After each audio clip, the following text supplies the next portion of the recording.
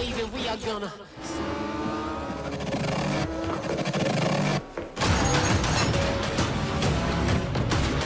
كيف حالك؟ أتمنى أن تكون بخير. في هذا الفيديو سأقدم لك أفضل 5 أفلام أكشن جديدة على نتفليكس صدرت كلها في 2022. لذا شاهد الفيديو حتى النهاية لتختار فيلمك المفضل من هذه القائمة. 아저씨 꽉 잡아. البداية ستكون بفيلم كارتر، وقصته بالطبع حول شخصية كارتر الذي استيقظ بعد شهرين من انتشار جائحة قاتلة دمرت الولايات المتحدة وكوريا الشمالية. كارتر لا يتذكر ماضيه ولا حتى اسمه، ولا يملك سوى جهازا غامضا في رأسه وقنبلة قاتلة في فمه وصوتا في أذنه يعطيه أوامر كي يتجنب الموت. وشرع بعدها في عملية غامضة وخطيرة حيث تلاحقه وكالة المخابرات المركزية CIA وكوريا الشمالية بشدة وعنف.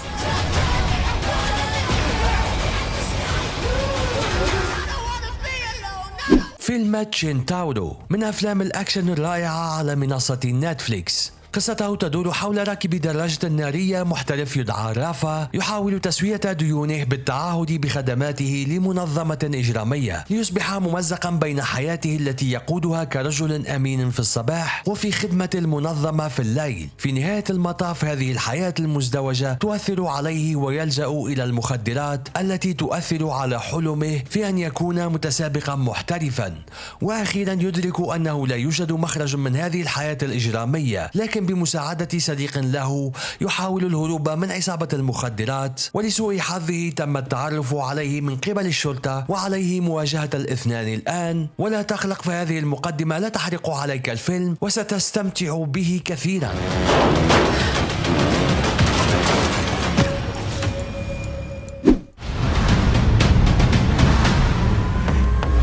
Restless. أثناء التحقيق في قضية فساد وجب على الملازم توماس بلين الذهاب إلى جنازة والدته في منتصف الليل، وأثناء محاولته تجنب كلب على الطريق قام بضرب رجل عن طريق الخطأ وقتله على الفور.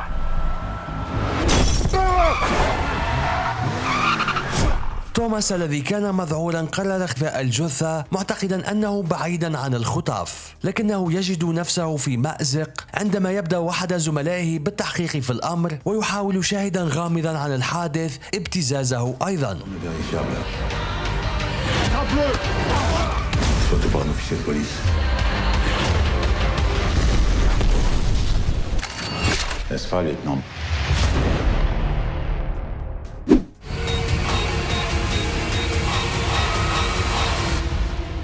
لو تدور أحداثه في ليلة عاصفة، وأم يائسة تهرع إلى جارتها لو طلبا للمساعدة بعد أن تم اختطاف فتاتها الصغيرة. المرأة المسنة التي تعيش بمفردها مع كلبها لها صفتين يميزانها، وأنها خشنة ولا تريد التواصل مع أي أحد، ومع ذلك ودون تفكير تنطلق لو على الفور وراء الخاطف. What the hell? He took my daughter. Hold on. Who did?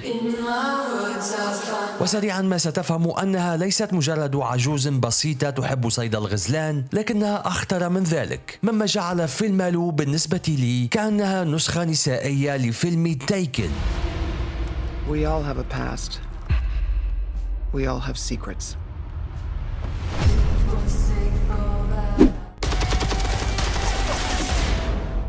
في أول هذه القائمة فيلم The Gray Man. الفيلم بطولة ثلة من نجوم هوليوود على غرار كريس إيفانس، رايان غوسلينغ وأنا دي أرماس.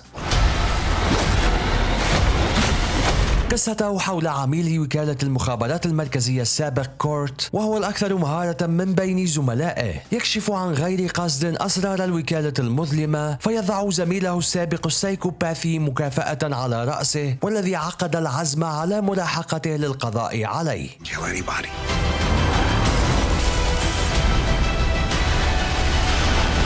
مما يؤدي إلى مطاردة عالمية ومشاهد أكشن تخطف الأنفاس بينه وبين قتلة دوليين، مما يذكرني بسلسلة أفلام جيسون بورن.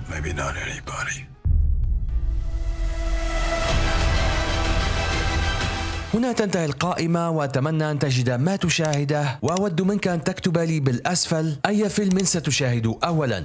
وإن وصلت إلى هذه اللحظة من الفيديو فأنت تدعمني كثيرا، لذا أود أن أشكرك بنفسي. ما عليك فعله هو كتابة كلمتي تم أسفل الفيديو كي أشكرك بنفسي. شكرا جزيلا لك على دعمك الدائم لي، وأتمنى أن أكون دائما عند حسن ظنك. لا تنسى مشاهدة أفضل 5 أفلام على نتفليكس لهذا الشهر، أو قائمة أفضل 10 أفلام تجدها ببرايم فيديو، والقائمتان هنا.